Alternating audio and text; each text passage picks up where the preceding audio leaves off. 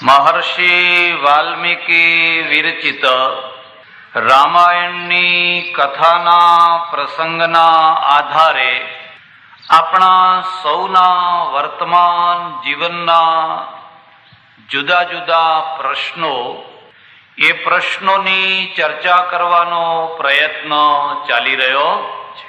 રામાયણ પાસેથી જે અનેક વાતો શીખવાની છે, એમાંની એક વાત છે, વિશ્વમાં સૌથી મહાન પ્રજા કઈ થઈ શકે. મહાન પ્રજા થવા માટે સેંકડો હજારો ગુણોની ચર્ચા નહીં, એવો એક ગુણ કયો જે એક ગુણના દ્વારા પ્રજા મહાન થઈ શકે, એવો એક ગુણ કયો? તો રામાયણમાં તમે જોશો તો રામના દ્વારા અને ઋષિઓના દ્વારા પ્રવાસ કરવામાં આવ્યો છે. તમને કદાચ નવાઈ લાગશે, પ્રજા જ્યારે મહાન થવાની હોય તો એ પ્રવાસીઓ પેદા કરે, અને પ્રજા જ્યારે સંકુચિત થઈ જવાની હોય ત્યારે એ પ્રવાસ ઉપર પ્રતિબંધ મૂકે, ભ્રમણ ઉપર પ્રતિબંધ મૂકે.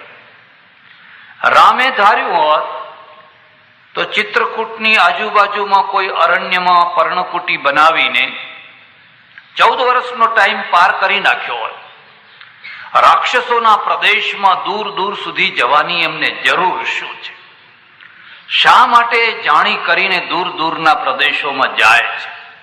પિતાએ વનની આજ્ઞા કરી તો વન તો ઘણું હતું, એટલામાં જ કોઈ જગ્યાએ પર્ણકુટી બાંધી અને 14 વર્ષ પાર કરી દેવાના હતા. પણ એના પાછળનો એક હેતુ છે, ધ્યાન દેજો. 3 પ્રકારના માણસો હોય છે. એક, અનિષ્ટોથી દૂર ભાગનારા. જ્યાં અનિષ્ટો હોય, જ્યાં ભય હોય, જ્યાં ઝંઝટ હોય, ત્યાંથી દૂર ખસી જનારા. 2, અનિષ્ટોથી અળગારે, પણ કદાચ જો એ માથા ઉપર આવી પડે તો પછી સામે પૂરેપૂરી ટક્કર લે. જાણી કરીને અનિષ્ટો સામે બાથ ભીડે, દુનિયાની રીતે જીવ્યા કરે. પણ જો એ અનિષ્ટ જાણી કરીને એના માથા ઉપર આવે તો એ પછી પાછો પગ મૂકે. અને 3, અનિષ્ટોને વીણીને સામે ચાલીને માથું ભટકાડે. અનિષ્ટો છે ને, અનિષ્ટોને વીણી.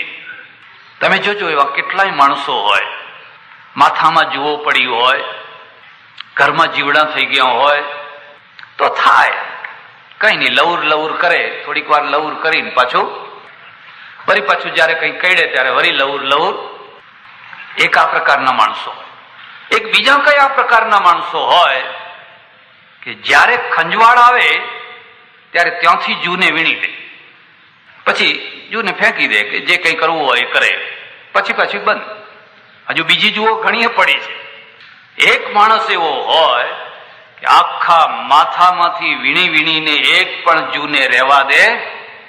આ 3માંથી કોણ શાંતિથી ઊંઘી શકે? આ 3માંથી દુનિયાને કોણ શાંતિ આપી શકે? ભ્રમણામાં ના રહેશો. યજ્ઞો કરવાથી શાંતિ આવી જતી હોત તો આ દેશમાં ક્યારની એ શાંતિ આવી હોત. કે બહુ પ્રાર્થનાઓ કરવાથી શાંતિ આવવાની હોત ને તો આપણે બધા ભેગા થઈને પ્રાર્થનાઓ કરીએ. કે હડતાલો પાડવાથી એ શાંતિ આવી જતી હોય તો ચાલો હડતાલો પાડીએ. આ બધા ઉપાયો કોના છે? જે બાથ નથી ભીડી શકતા હોતા એના છે. કઈ બીજું કરી નથી શકાતું એટલે હવે આવું કંઈક કરો.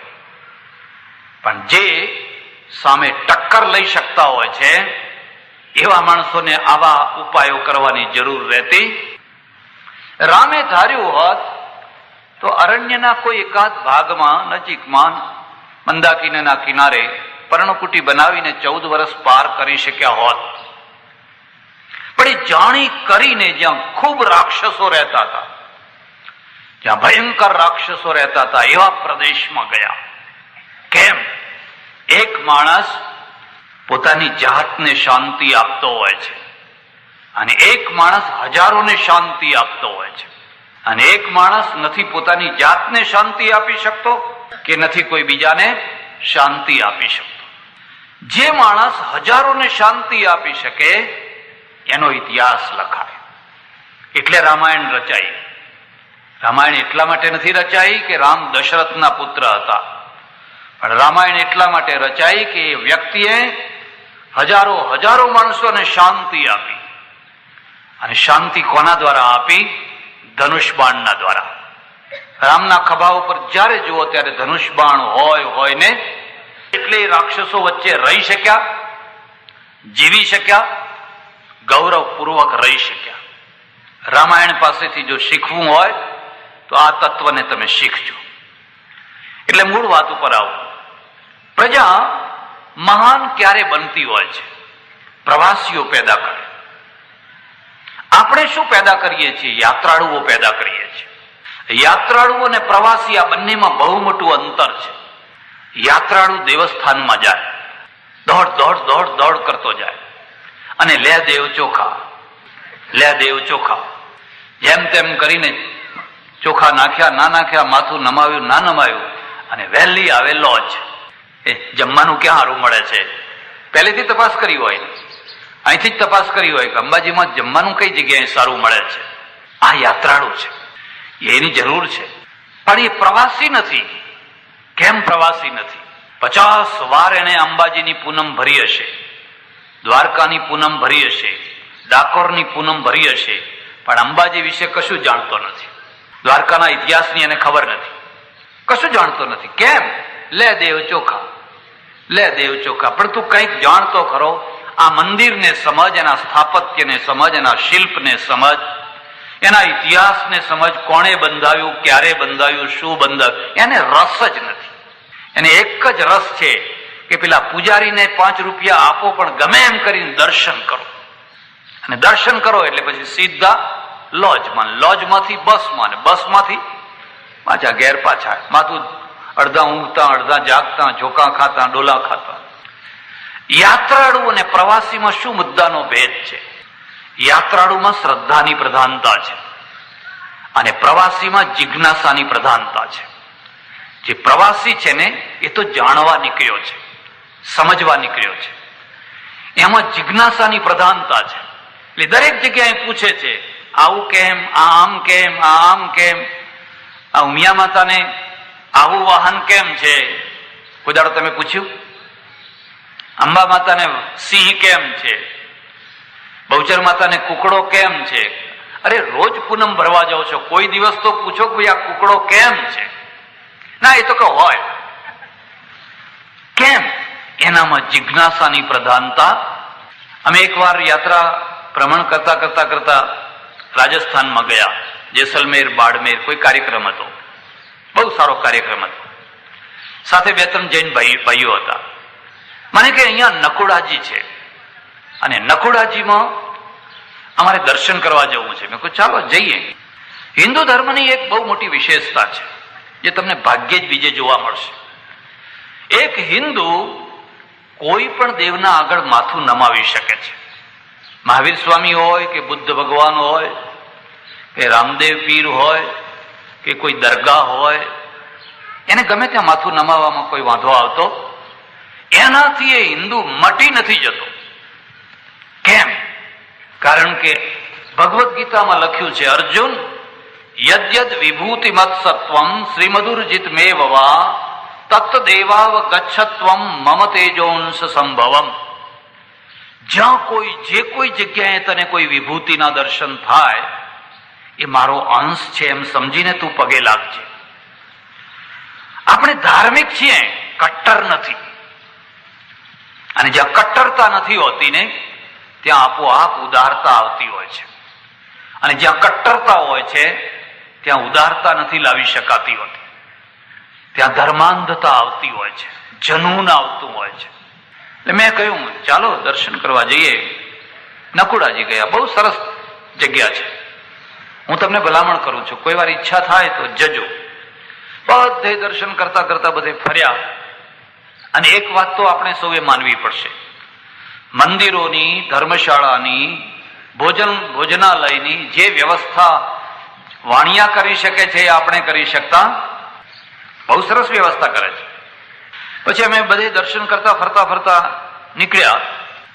એક મારવાડી શેઠ, અને આમ ખભા ઉપર ખેસ નાખેલો, કેસરની વાટકી હાથમાં, અને કાળી મૂર્તિ દિવાલમાં, એ મૂર્તિને ચાંદલા કરે.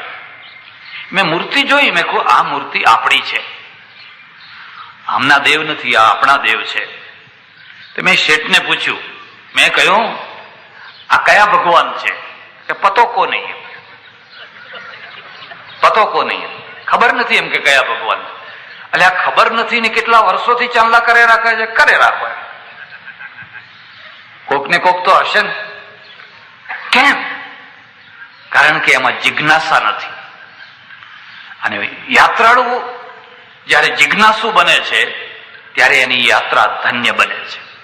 મારા પુસ્તકો જોજો, હું પરદેશ ગયો, પરદેશના પુસ્તકો લખ્યા, આ દેશમાં ફર્યો તો આ દેશના પુસ્તકો લખ્યા. ગયા વર્ષે અમે હિમાલય ગયેલા તો એક નાનું સરખું પુસ્તક લખ્યું, હિમાલયના હિંડોળે. અને જેણે હિમાલય ના જોયું હોય એ નાનું સરખું પુસ્તક વાંચજો, તમે ખ્યાલ આવશે કે હિમાલય કેવો છે.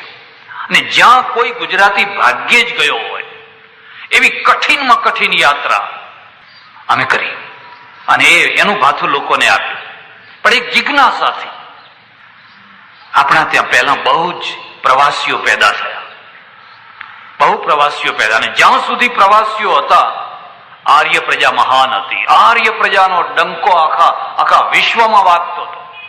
પણ પછી આપણા પ્રવાસ ઉપર પ્રતિબંધ મૂકી દીધો. કેમ? ધર્મનો એક બહુ મોટો વળાંક આવ્યો, અભડાઈ જનારો ધર્મ આવ્યો.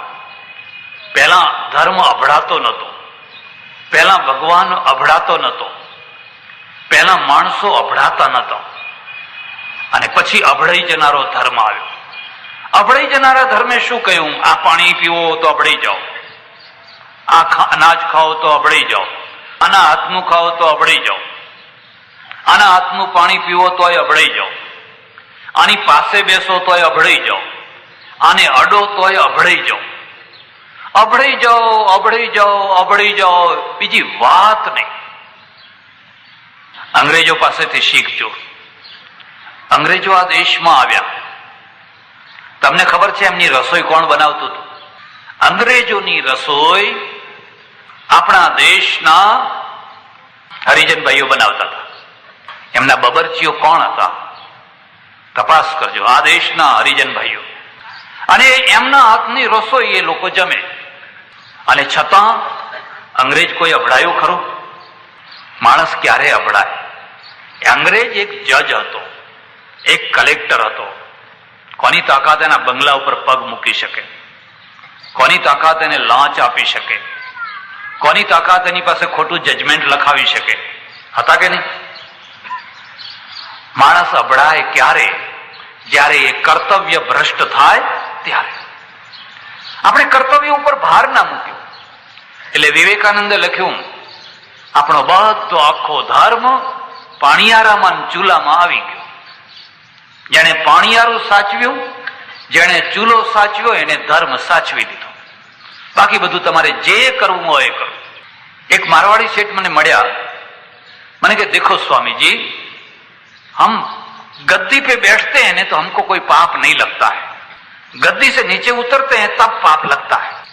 એટલે ગાદી ઉપર બેસીને ગમે તે ગોટાળા કરીએ કઈ પાપ લાગે?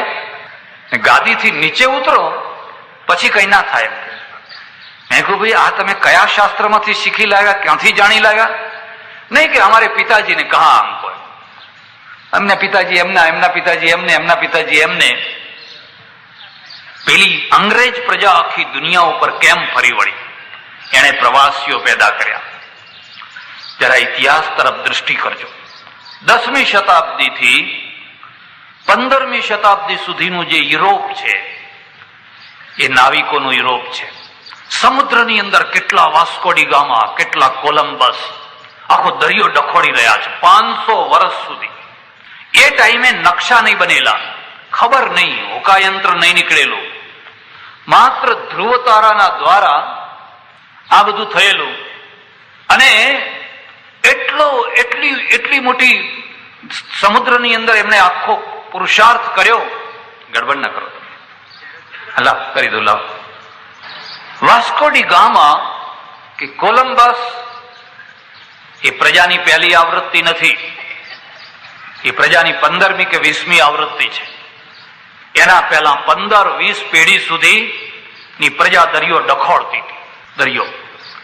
અને જ્યારે એ પ્રજા, યુરોપની પ્રજા દરિયો ડખોળતી હતી, ત્યારે આપણે દરિયાથી અભડાતા હતા, સમુદ્રથી અભડાતા હતા. એટલે આપણે વધારે ને વધારે સંકુચિત થતા ગયા, સંકુચિત થતા ગયા, પર્વતોથી સંકુચિત થયા, દરિયાથી સંકુચિત થતા ગયા. ગંગા અને જમુનાના કિનારા વચ્ચેનો જે ભાગ, એટલો પવિત્ર ભાગ, રહેવા જેવો ભાગ. હું કાશીમાં ભણતો, મને ભણાવનાર જે પંડિત હતા એમને ખબર નહીં કે હું ગુજરાતી છું. એટલે એકવાર એમણે વાત વાતમાં એક શ્લોક બોલી દીધો, અંગે બંગે કલિંગે ચ દ્રવિડે ગુર્જરે તથા સુરાષ્ટ્રે ચ દેશે ગત્વા પુનઃ સંસ્કાર મરહતી. આટલા દેશોમાં જે કોઈ જાય એ ફરી પાછા આવે તો એને જનોઈ બદલી નાખવી. આ બધા ભ્રષ્ટ દેશો છે, આ બધા અપવિત્ર દેશો છે. કોઈ પવિત્ર માણસે આ દેશોમાં કદી જવું. અંગે ઓડિશા, બંગે બંગાળ, કલિંગે ઓડિશાનો બીજો ભાગ, દ્રવિડે દક્ષિણ ભારત, ગુર્જરે આ ગુજરાત, સુરાષ્ટ્રે સૌરાષ્ટ્ર. આ દેશોમાં કોઈ માણસ જાય તો એ જૈન પાછો આવે એટલે અભડછેટ લાગી, એને અપવિત્ર થયો, એને એની જનોઈ બદલી નાખવી. તમે વાસ્કો ડી ગામા ના પેદા કરી શક્યા, કરી શકાય નહીં. તમે કોલંબસ ના પેદા કરી શક્યા, અને કરી શક્યા હોત તો ભારત ગુલામ ના બન્યું હોત, તો તમે બીજી જગ્યાએ કોલોનીઓ, આફ્રિકા ઉપર તમારો ઝંડો લહેરાતો હોત. પણ તમે અભડાઈ ગયા, દરિયાથી દૂર ભાગ્યા. અને પેલી પ્રજાએ 500 વર્ષ સુધી દરિયો ડખોળ્યો. અને દરિયામાંથી 15મી આવૃત્તિ કોલંબસ ને વાસ્કો ડી ગામા જેવાની નીકળી. એમણે જુદા જુદા ભાગો શોધ્યા, પોતાના દેશના ઝંડા લહેરાયા. હું તમને કથા કહેવા બેસું તો આ મૂળ કથા રહી જાય. આખી સાહસની કથા, શૌર્યની કથા, બલિદાનની કથા, ત્યાગની કથા, તપની કથા. વાસ્કો ડી ગામો 9 મહિને ભારત પહોંચ્યો હતો. 9 મહિના સુધી એ દરિયામાં રહ્યો હતો. એને ધરતીનો છેડો જોયો નહોતો. ના શાકભાજી મળે, ના ફલાણું મળે, ના ફલાણું મળે. જે મીઠું પાણી લઈને નીકળ્યા હોય એ પાણી નહીં નાહવાનું, નહીં ધોવાનું, બૈરા છોકરાના મોઢા જોવાના નહીં. અને આ દેશ દેખાશે કે કેમ એની કોઈ પૂરી આશા નહીં. એના સાથેના માણસો વિરોધી થઈ ગયેલા, આને ઉપાડીને દરિયામાં ફેંકી દો, આપણને બધાને મારી નાખવા લઈ જાય છે. એનામાં કેટલું મોટું સાહસ હશે. હું એને રાષ્ટ્રીય તપ માનું છું. એ રાષ્ટ્રીય તપ છે, જે તપના દ્વારા રાષ્ટ્ર મહાન બને. ભૂખ્યા રહેવાને તપ ના સમજતા, એથી કોઈને કશું મળતું નથી. આ રાષ્ટ્રીય તપ છે. પેલા બાબા રિસર્ચમાં કામ કરનારો જે માણસો છે એ તપ કરે છે, એમાંથી તમારું રાષ્ટ્ર મહાન બને છે. જેને શંકર 4, શંકર 5, શંકર 6 કપાસની શોધ કરી એ તપસ્વી છે. એને પ્રયોગશાળામાં તપ કર્યું અને એ તપનું ફળ ખેડૂતોને, રાષ્ટ્રને મળ્યું. જેણે પ્રયોગશાળામાં રહી અને આ બિયારણ સુધાર્યા એ બધા તપસ્વી છે. આપણે કદી એમનું બહુમાન નથી કરતા. આવી એક સભા ભરાવેલી અને મારાથી આ વાત કહેવાઈ ગઈ. યોગાનું યોગ, જે પટેલે શંકર 4ની શોધ કરેલી એ સામે જ બેઠેલો. મને કોઈ કાનમાં આવીને કહ્યું કે આ શંકર 4 વાળા તો અહીં બેઠેલા છે, તમે કોઈ એને બોલાવો, આપણે એનું બહુમાન કરીએ. અરે એનું બહુમાન કરો, તપને સમજો. તમે જે રાષ્ટ્રીય તપ છે એનાથી રાષ્ટ્ર મહાન બને છે. જે સમાજનું તપ છે એનાથી સમાજ મહાન બને છે. જે માનવતાનું તપ છે એનાથી માનવ મહાન બને છે.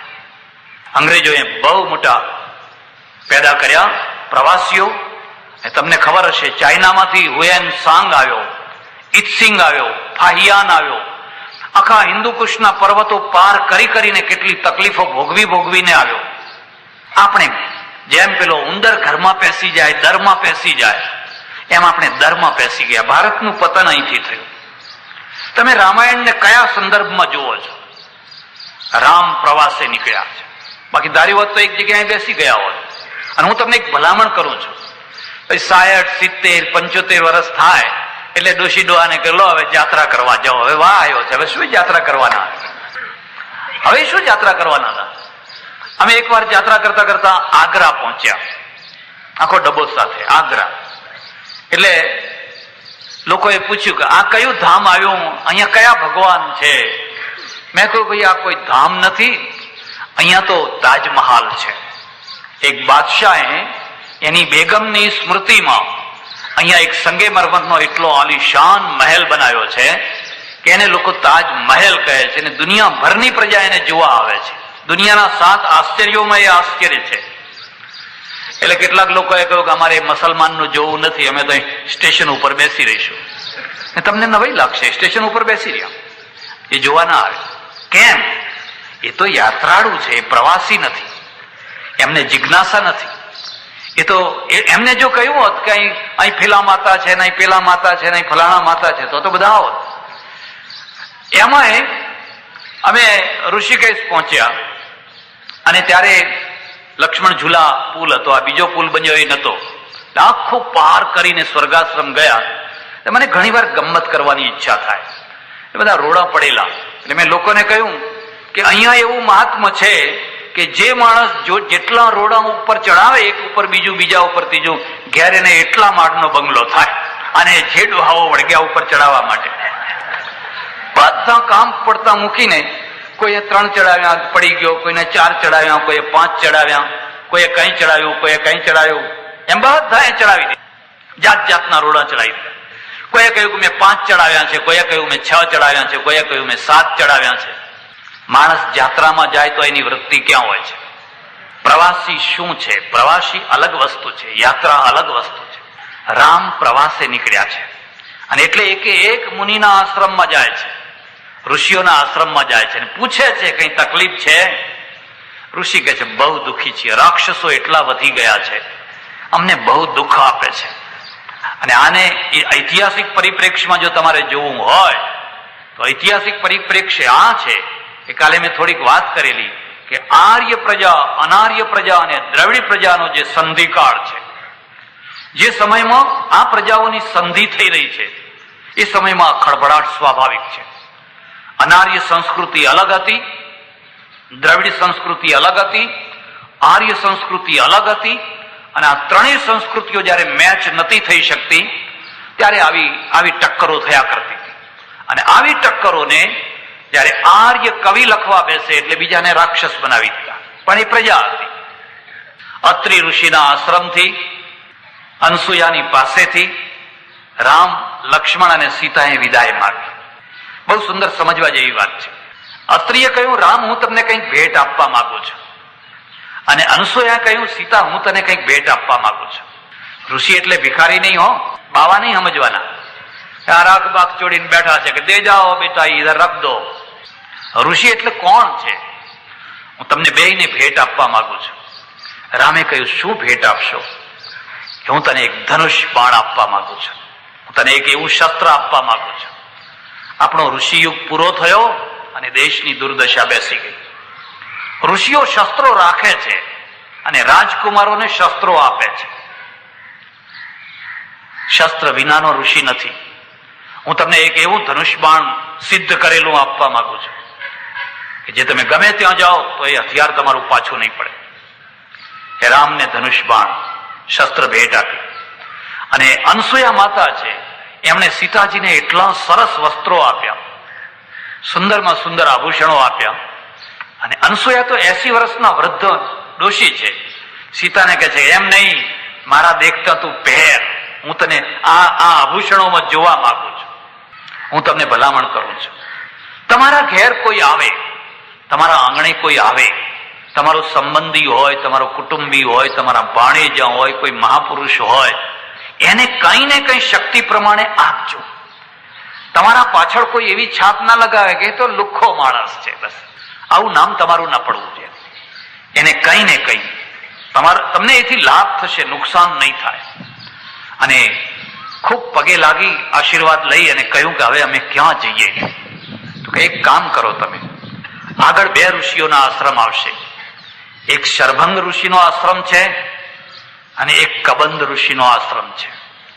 આ 2 ઋષિઓના આશ્રમ પાર કરીને પછી તમે અગસ્ત્ય ઋષિના આશ્રમમાં, આ બધા ઋષિઓ ઉત્તરથી આવેલા છે અને દક્ષિણમાં આર્ય સંસ્કૃતિનો પ્રચાર કરવા માટે આશ્રમો બનાવીને રહેલા છે.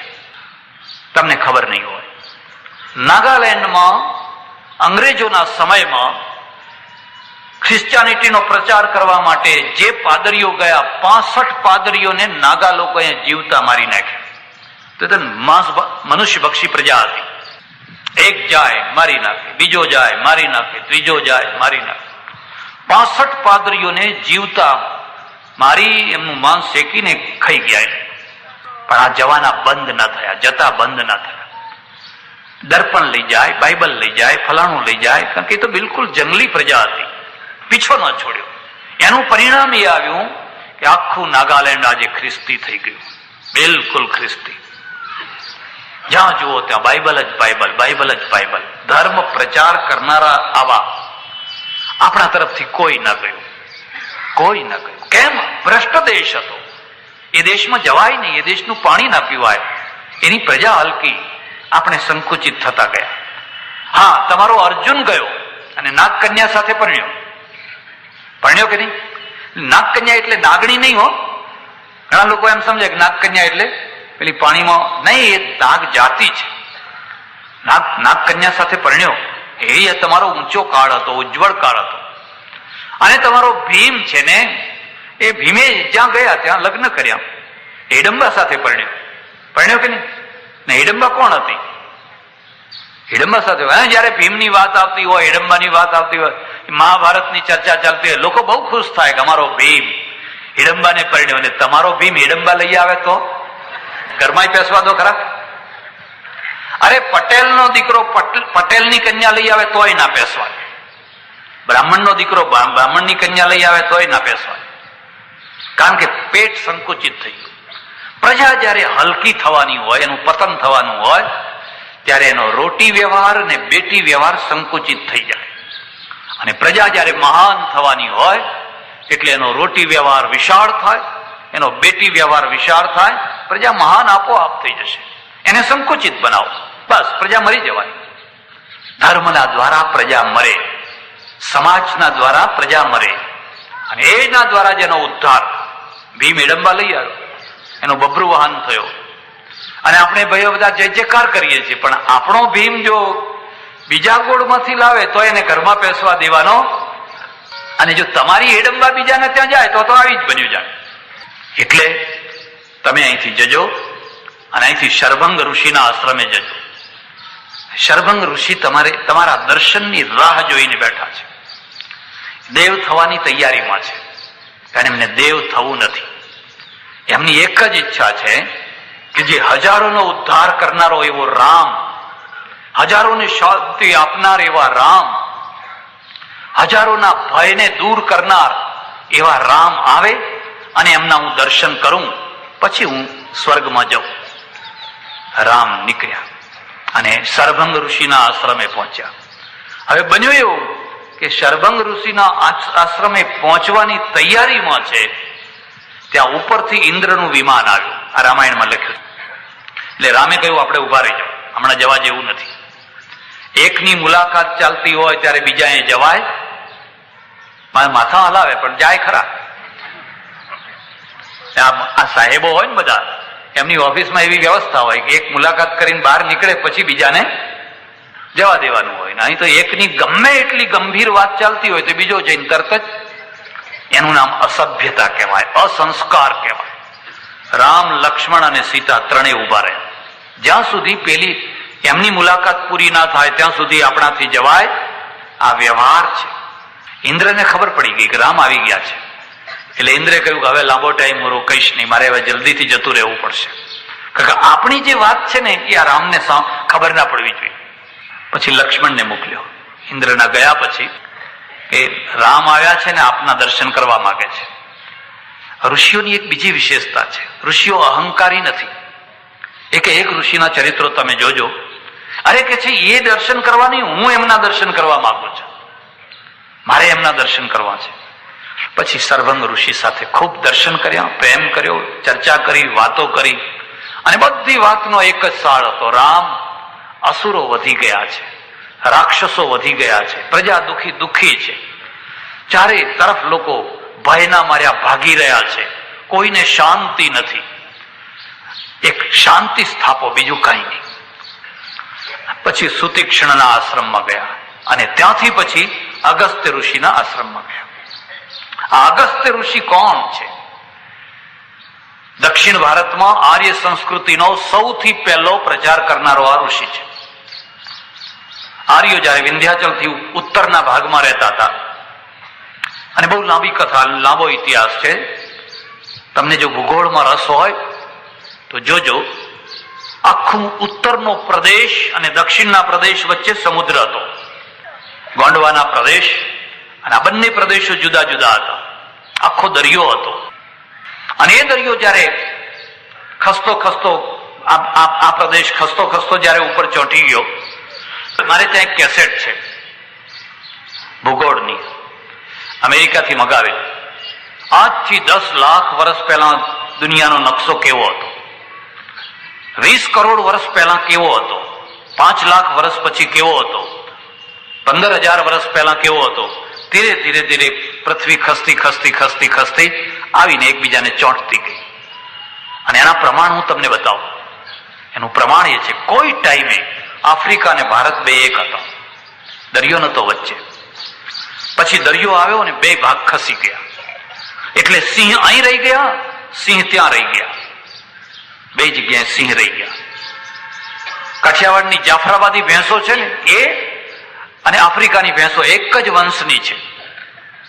કોઈ વાર જજો, આવી ભોડાવાળી, મોટા કુલના શિંગડાવાળી એ જ ભેંસો તમને આફ્રિકામાં જોવા મળશે. એટલે બે રહી ગઈ. મૈસૂરમાં હાથી રહી ગયા, અહીંયા હાથી રહી ગયા, ગુજરાતમાં હાથી હતા. અકબરના સમયમાં નંદરબારમાં હાથીનો શિકાર કરાતો. એ નંદરબાર છે ને ત્યાં હાથીઓનું વન હતું. આ બે પ્રજા એક હતી. એટલે જ નહીં, ત્યાંની જે પ્રજા અને અહીંની જે મૂળ પ્રજા, એમાંની કેટલીય બાબતો તમને સામ્ય મળવા આવશે.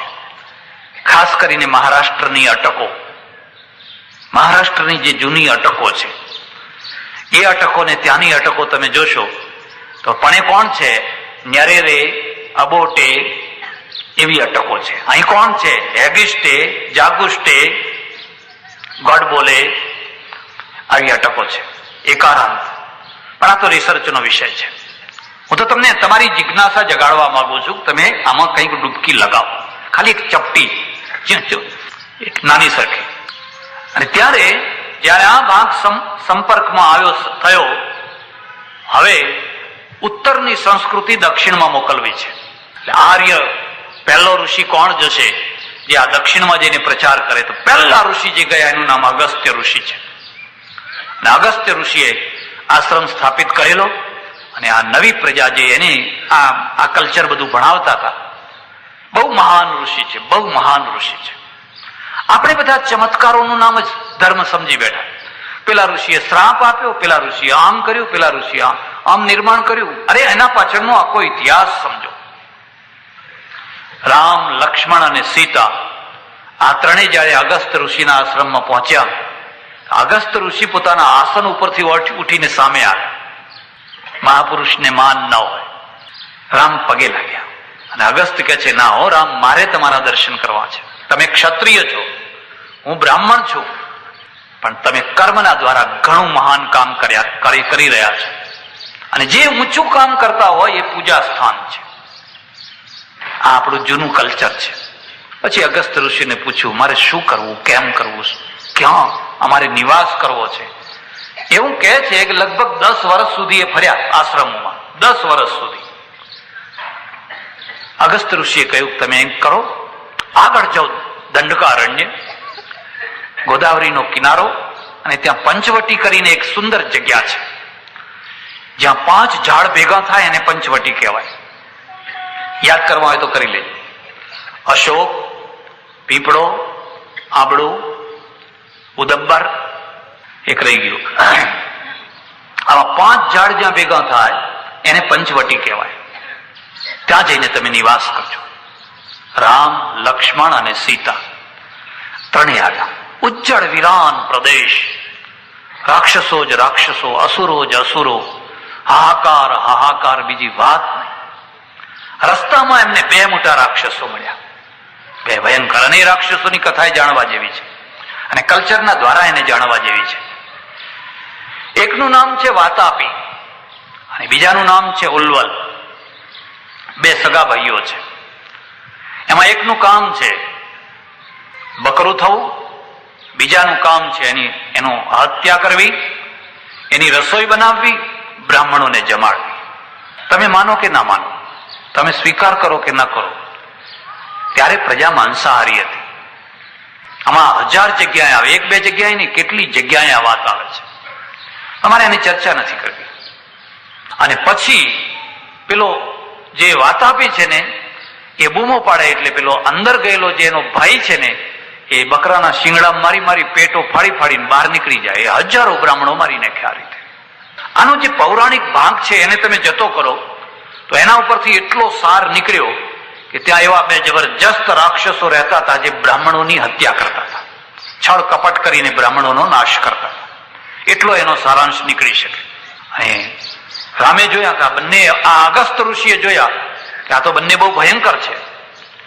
અગસ્ત ઋષિ જયારે પહેલા ત્યાં પ્રચાર કરવા ગયા તો આ 2 રાક્ષસો સાથે એમનું પડદો પડ્યો. અગસ્ત ઋષિ એમને પેટમાં લીધા અને પેટ ઉપર હાથ ફેરવ્યો. ત્યારથી આ બ્રાહ્મણો પેટ ઉપર હાથ ફેરવતા થયા. ખ્યાલ આવે છે? જમ્યા, ખબર પડી ગઈ અને પેટ ઉપર હાથ ફેર્યો. 5 વાર આમ હાથ ફેર્યો તો બળીને ખાક. પેલા એ ઘણી બૂમો પાડી પણ કોઈ બહાર નીકળ્યો, બળીને ખાક પચી ગયો. પછી પેલાના સામે એવી દ્રષ્ટિ કરી કે એ બળીને ખાક થઈ ગયો. આ પૌરાણિક પદ્ધતિ છે, શૈલી છે. મૂળ અર્થ એટલો જ છે કે આ એક સંઘર્ષ ચાલી રહ્યો છે અને સંઘર્ષની સામે આ ઋષિઓ ટકી રહ્યા છે. અને એ એટલા માટે ટકી રહ્યા છે કે આખી દુનિયાનો એ પ્રવાસ ખેડી શકે છે, આખી દુનિયાનો. 5-1 વર્ષ પહેલા મારે મેક્સિકો જવાનું થયેલું. મારું પુસ્તક વાંચજો, વિદેશ યાત્રાના પ્રસંગો અને પૃથ્વી પ્રદક્ષિણા. મેક્સિકો જોવાની બહુ ઈચ્છા હતી, અમેરિકાના દક્ષિણ ભાગમાં. મેં એમાં ઘણા પ્રસંગો લખેલા છે. મેં ત્યાં જોયું તો રસ્તામાં ચાલતા ચાલતા જોયું તો કોઈની દુકાન ઉપર સૂર્યનો છે, કોઈની દુકાન ઉપર ગણેશ ભગવાનનું ચિત્ર છે, આમ સૂંઢવાળા ગણેશ. મેં કહ્યું, પેલા ડ્રાઈવરને પૂછ્યું કે આ કયા ભગવાન છે? તો કે જીનેસા. હવે જીનેસા એટલે અપભ્રંશ થઈ ગયું ને, ગણેશા અને જીનેસા. અરે મેં કહ્યું આ તો અમારો ભગવાન છે. ફરક એટલો છે કે આપણા ભગવાનને પેટ મોટું છે ને ત્યાં પેટ વિનાનો ભગવાન છે. આપણે તો આમ મોટા પેટ વાળા છે ને પેલા પેટ સીધું પેટ, સૂંઢ એવી જ. આગળ જુઓ તો એક સ્ટ્રીટ ઉપર લખેલું છે જીનેસા સ્ટ્રીટ. અરે મોહલ્લાનું નામ ગણેશ સ્ટ્રીટ છે. બધું ઘણું જોવા ગયા, સ્તૂપો બધા જોયા અને મેં જોયું કે આખું આર્ય સંસ્કૃતિ અહીંયા છે. સીડીઓ ઉતરતા હતા. મેં એને પૂછ્યું, મને અમારો જે ગાઈડ હતો એ પ્રોફેસર હતો. મેં કહ્યું તમે આને શું કહો છો? આ જે આપણે સીડી છે ને એની તમારી ભાષામાં શું નામ છે? કે અસ્ખલનો. અરે આ તો સંસ્કૃત નામ છે. સ્ખલન એટલે નીચે જવું, સ્ખલન એટલે નીચે જવું. અને પેલો કહે છે અસ્ખલનો, એટલે વાત તો એની જ થઈ ગઈ. અને પછી તો એને રસ પડ્યો ને મને રસ પડ્યો ને કેટલા શબ્દો, શુદ્ધ સંસ્કૃતના શબ્દો. આખું કલ્ચર. કયો ટાઈમ હશે જયારે આર્ય પ્રજા આખી દુનિયામાં ફેલાઈ ગઈ હશે. એના ઋષિઓ જયારે ખભા ઉપર ખલતો મૂકી અને આખી દુનિયામાં વેદનો ઝંડો ફેરાવતા હશે. કયો એ સોનાનો યુગ હશે. અને પછી જે ડૂબ્યા એટલે બસ હગા ભાઈની પાસે બેસવા. કેટલાક મંદિરોમાં તમે જજો તો તમને પ્રસાદ આપે ને આમ ફેંકે, જેમ કૂતરાને ફેંકે ને, આમ જાણે અડી ના જવાય, અભડાઈ ના જવાય. અને એ ફેંકનારના કપડા જુઓ તો ઉલટી થાય એવા હોય. છે એ ગંદા તો એવો હોય કે એના કપડાં જોઈને આપણને ઉલટી થાય એવી હોય ને એ સમજતો હોય કે આ બધા આભડછીટિયા. પ્રજા દુશ્મનોથી નથી મરતી હોતી, પ્રજા તો ગેરસમજથી મરતી હોય છે. અને ગેરસમજ ઉપર જયારે ધર્મની છાપ લાગી જાય, ગેરસમજ ઉપર જયારે શાસ્ત્રની છાપ લગાડી દેવામાં આવે પછી એ છાપને કોઈ ભૂંસી શકે. એટલે અગસ્ત ઋષિ છે, અગસ્ત ઋષિએ બહુ કામ કર્યું દક્ષિણમાં. રામને કહ્યું લો હું તમને શસ્ત્ર ભેટ આપું છું, તલવાર ભેટ આપું છું. આ એવી તલવાર છે કોઈ જગ્યાએ તલવાર તમને દગો નહીં. જે શસ્ત્રધારી હોય એને પૂછજો, કોઈ રબારીને પૂછજો, કોઈ ભરવાડને પૂછજો. એની લાકડી છે ને એ 100-150 રૂપિયાની હશે. આમ તો બજારમાં 10 રૂપિયાની મળે, એ 10 રૂપિયાની મળે. ઘા ઉપર ઘા પડતા હોય, ઘા ઉપર ઘા પડતા હોય, પણ જેમ પાડેલો કૂતરો દગો ના દે એમ સાચવેલું નીવડેલું જે શસ્ત્ર છે ને એ પણ ખરા ટાઈમે દગો દે. તમે બહુ સારામાં સારું રિવોલ્વર રાખતા હોય, બંદૂક રાખતા હોય, ખરા ટાઈમે ઘોડો જ ના પડે, પડે તો ફૂટે જ નહીં, તો દુશ્મન મારી નાખશે ઉલટો તમને. એના કરતા ના હોય તો સારું. માણસ જેમ નીવડેલો હોય એમ શસ્ત્ર પણ નીવડેલું હોય. તમને ઘણાને ખબર નહીં હોય, 1965માં હિન્દુસ્તાન પાકિસ્તાનની જે લડાઈ થઈ એમાં પાકિસ્તાનના સાયબર જેટે આવીને આપણા દેશ ઉપર ઘણા બોમ્બ ફેંક્યા, ફૂટ્યા જ નહીં. એ 1000 પાઉન્ડ વાળા એવા બધા કેટલા એમને જામનગર પાસે, જોધપુર પાસે એમને પડ્યા બધા. કેમ? કારણ કે અમેરિકાએ બધા આઉટડેટ વાળા આપેલા. એમના ત્યાંનો જેટલો કચરો હતો ને એ બધો મફતમાં પધરાવી દીધો, અને આ લોકોએ સાચવી રાખ્યો. આપણે સાચવી રાખો. હવે એના ઉપરથી તો કેટલા ચોમાસા પાર થઈ ગયા, હવાઈ ગયા એટલે લઈ નાખ્યા, અને સારું થયું કે ફૂટ્યા નહીં. અગસ્ત ઋષિએ શસ્ત્ર આપ્યું. હવે મારે ત્યાં તમે આવો અને હું તમને એક દંડો આપું, બીજું કઈ નહીં, પણ એક સારો જોઈને દંડો આપું તો તમે કહો મહારાજ માળા આપો ને. એટલે આ ભગતણા પેદા નથી કરવા. ભગતણા તો ગામે ગામ તાળીઓ વગાડનારા. સારું છે, થોડીક ભક્તિ કરો, એની ના નથી, પણ સમય આવે ત્યારે રામ થાઓ, શિવાજી થાઓ, રાણા પ્રતાપ જેવા થાઓ. અને એ આશ્રમોમાંથી જો એ તમને પ્રેરણા નહીં મળે તો ક્યાંથી મળશે? આ ઋષિએ શસ્ત્ર આપ્યું રામે, પેલા ઋષિએ આપ્યું, આ રામે આપ્યું. બહાદુર બનો, વીર બનો, અબળાઓનું રક્ષણ કરો, પોતાની આબરૂ સાચવો, પોતાના ધર્મને સાચવો, પોતાના રાષ્ટ્રનું રક્ષણ કરો. નમાલાના બનો, ખાલી અટરમાળા ગટરમાળા આખો દાડો કરે અને નજર રસોડા તરફ હોય. પાછી પ્રાર્થનાની ઘંટડી વાગે તો કોઈ ના આવે, એ ફરી ફરીને બધાને કાઢવા પડે.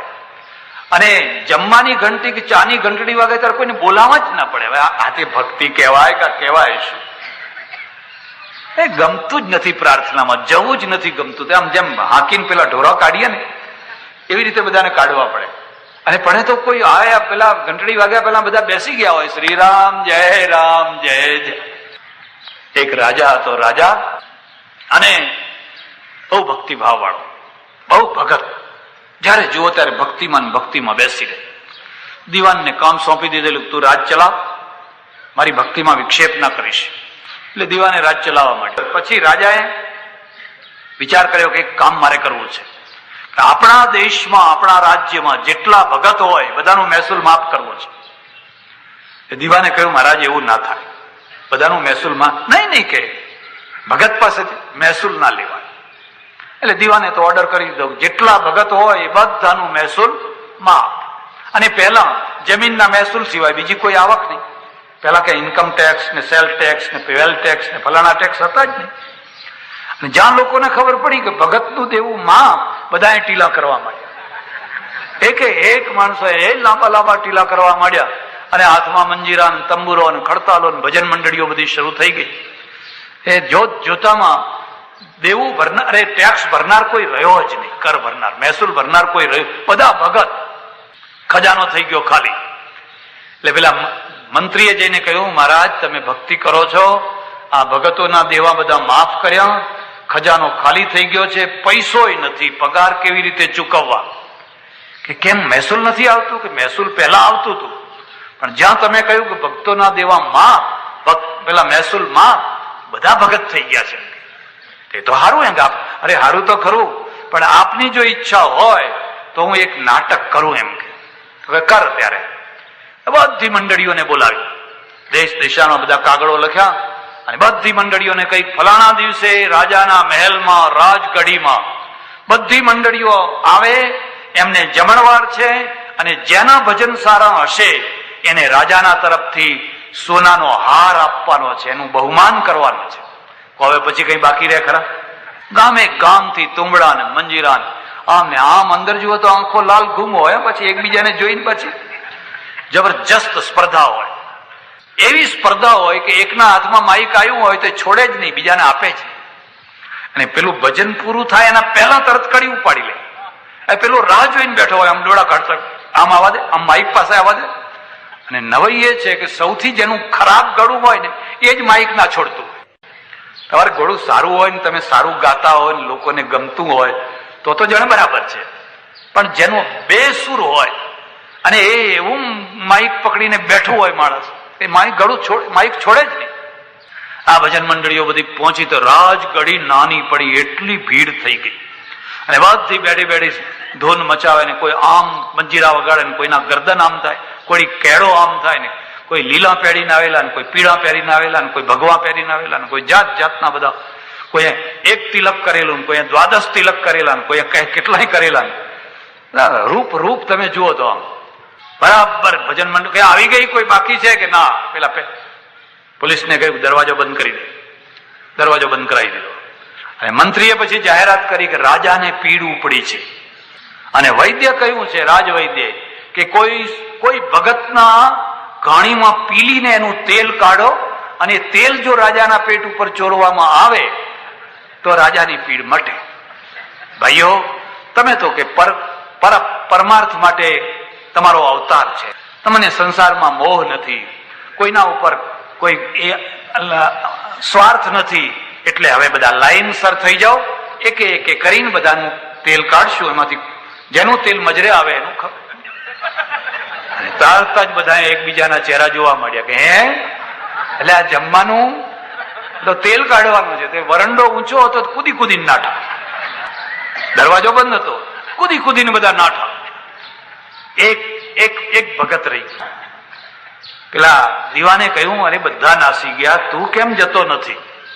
કે મારા અહો ભાગ્ય કે મારા રાજાને મારા તેલથી જો દર્દ મટતું હોય તો પૈસા મને વહેલામાં વહેલી તકે પી લો.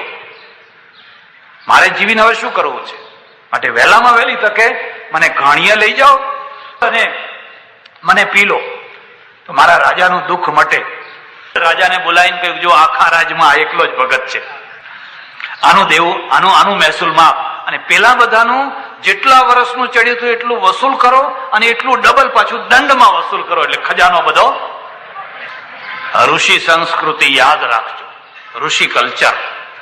ઋષિએ શસ્ત્રો આપ્યા, તું રાજ કર, તારી જવાબદારી સંભાળ, પ્રજાને શાંતિ આપ, પ્રજાને નિર્ભય બનાવ. પછી તો રામ, લક્ષ્મણ અને સીતા પંચવટીએ પહોંચ્યા અને પંચવટીએ લક્ષ્મણે સરસ મજાની પર્ણકુટી બનાવી. ગાતા જાય વેદની ઋચાઓ, મંત્રો, ભજનો અને પર્ણકુટી બનાવતા જાય. રામ અને સીતા એટલા જ આનંદથી એ પર્ણકુટીમાં રહે જેટલા આનંદથી એ અયોધ્યાના મહેલમાં રહે. આ રામાયણ પાસેથી આ શીખવાનું છે. કોઈ વાર મહેલમાંય રહેવું પડે ને કોઈ વાર પર્ણકુટીમાંય રહેવું પડે, કોઈ વાર મહેલમાંય રહેવું પડે ને કોઈ વાર પર્ણકુટીમાંય રહેવું પડે. કાયમ મહેલ નથી ને કાયમ પર્ણકુટીએ નથી. અને બહુ શાંતિથી રહેવા લાગ્યા. રામને એક જ ઈચ્છા છે, બસ હવે આપણે થોડા દિવસ રહ્યા છે, 14 વર્ષ પૂરા થવાને હવે વર્ષ બાકી રહ્યું છે, વર્ષ નીકળી જશે કિલ્લોલ કરતા કરતા. ભરતને મેં વચન આપ્યું છે અને ભરતે મારી પાસેથી વચન લીધું છે કે 14 વર્ષ પૂરું થાય અને 15મા વર્ષના પહેલા દિવસે જો તમે અયોધ્યા આવશો તો હું જીવતો રહીશ, નહીં તો 15મા વર્ષના પહેલા દિવસે હું ચિતામાં બળી મરીશ. એટલે મારે 15મા વર્ષના પહેલા દિવસે તો અયોધ્યા પહોંચવાનું છે. 13 વર્ષ પાર કરી નાખ્યા, આખો દરિયો તરી નાખ્યો. અને 13 વર્ષ કોઈ નાની સૂની વાત હતી? તમે કાઢી તો જુઓ એ વર્ષો. પણ ત્યાં તો એ જ પર્ણકુટીમાં, એ જ પંચવટીમાં એક એવી મોટી ભયંકર ઘટના ઘટીને એ ઘટનાએ આખા રામાયણનું રૂપ બદલી નાખ્યું. શૂર્પણખા રાવણ કી બહિની, દુષ્ટ હૃદય માનો જસ અહિની. તુલસીદાસજીએ લખ્યું છે. 2 પ્રકારના સ્ત્રી પુરુષોમાં 2 પ્રકારના ભેદ હોય છે. જરા વધારે ભેદ કરીશ. એક પુરુષ એવો હોય જે હંમેશા પોતાનું રક્ષણ કરતો હોય. એક પુરુષ એવો હોય જે હંમેશા શિકારી થઈને ફરતો હોય. એ જ્યાં જાય ત્યાં શિકારી થઈને જવાનું. એની આંખ જ શિકારી છે, એનો વ્યવહાર જ શિકારી છે. ઇન્દ્ર શિકારી છે. એવી જ રીતે એક સ્ત્રી એવી હોય એ જ્યાં જાય ત્યાં શિકારી નજર લઈને જાય. એક સ્ત્રી એવી હોય જે હંમેશા બચીને રહેતી હોય, રક્ષણ કરીને રહેતી હોય. પોતાનો પતિ, પોતાનું ઘર, પોતાનો સંસાર, પોતાનું કુળ, પરંપરા, પોતાની મર્યાદા એમાં રહેતી હોય. ને એક સ્ત્રી એવી હોય કે જ્યાં પગ મૂકે ત્યાં એની નજર શિકાર ઉપર જ હોય. આ રામાયણમાં પણ આ જ ચર્ચા છે. શૂર્પણખા કોણ છે? ઘણી મોટી ઉંમર થઈ ગઈ હોવા છતાં પણ જે પરણી નથી, પકડ્યા પટક્યા જ કરે છે, રખડ્યા જ કરે છે. જેમ શિકારી પુરુષ રખડ્યા કરે એમાં શિકારી સ્ત્રી પણ રખડ્યા કરે છે. શિકારમાં એક ભેદ છે. કોઈ પરણ્યા વિનાનું માણસ હોય અને પરણ્યા વિનાના માણસ સાથે કદાચ એનો મેળ પડતો હોય તો બરાબર છે. કોઈ પરણ્યા વિનાનું માણસ હોય અને સામે જાણતું હોય કે આ પરણેલું માણસ છે, આ પુરુષ પરણેલો છે, આ સ્ત્રી પરણેલી છે, અને છતાંય જો એ શિકાર કરવાની વૃત્તિ કરે તો એના જેવું કોઈ પાપ, પેલું તો બરાબર છે, ભાઈ ચાલો ઠીક છે, તમને ઠીક લાગે. શૂર્પણખા આવી અને રામ, લક્ષ્મણ અને સીતાજી બેઠેલા. રામનું શરીર ઉઘાડું છે, જટાઓ બાંધેલી છે અને ચહેરા ઉપર તેજ છે, સૌંદર્ય છે, એમાં એક ભદ્રતા છે, એમાં એક શાલીનતા છે અને ચહેરા ઉપરથી આમ, શરીર ઉપરથી એમ ચમક ચમક ચમક નીકળી રહી છે. આ સ્ત્રીએ જોયું અને જોતાની સાથે જ મોહિત થઈ ગઈ. પ્રેમ અને મોહમાં અંતર છે. પ્રેમ કોઈ પાપ નથી અને મોહ છે ને એ ડુબાડતો હોય છે. એટલી મોહિત થઈ ગઈ અને મોહની સાથે જ કામની વિહ્વળતા થઈ ગઈ. પ્રેમમાં કામની વિહ્વળતા નથી. એટલે તમે જોશો કે રામને સીતાને પ્રેમ છે. અશોક વાટિકા, પેલી વાટિકામાં, જનકની વાટિકામાં બે મળ્યા, એકબીજાને બંને જોયા, પણ પ્રેમ છે ને એ તો ઉલટું કામનું શમન કરે છે. આને તો એકદમ વાસના જાગી ઉઠી. આવો રૂપાળો પુરુષ, આટલો સુંદર પુરુષ આખી જિંદગીમાં મેં જોયો નથી. 3 ભવન રખડી ગઈ, કેટલા પુરુષો જોયા, પણ આવો કોઈ પુરુષ મેં આજ સુધી જોયો. એકદમ મોહિત થઈ ગઈ અને પછી સુંદર રૂપ બનાવી, ઠાઠ બાઠ પેલું બધું ચોપડવાનું આવે ને એ બધા કરી અને રામની પાસે આવી અને આવીને એને સીધો પ્રસ્તાવ રાખી દીધો. તમે કોણ છો? કે હું દશરથનો પુત્ર છું. અહીં કેમ આવ્યા છો? આ સ્ત્રીને લઈને કેમ ફરો છો? કે મારી પત્ની છે, એનું નામ સીતા છે અને મારા પિતાએ મને વન આપ્યું છે, દેશવટો આપ્યો છે, એટલે હું દેશવટામાં બધે વિચરી રહ્યો છું અને અહીંયા પંચવટીમાં રહીએ છીએ. અને પેલી કે શૂર્પણખા કહે છે કે અરે રે રામ, આ સીતા તો કોઈ ડોસી જેવી દેખાય છે, જોવું હોય તો મારા તરફ જો, જોડી તો આપણી છે, આ તો કચોડું છે તારે. અને આનામાં નથી કઈ તેજ, નથી સૌંદર્ય, નથી અવસ્થા, નથી કઈ નથી, બધું આખું બેડોળ છે.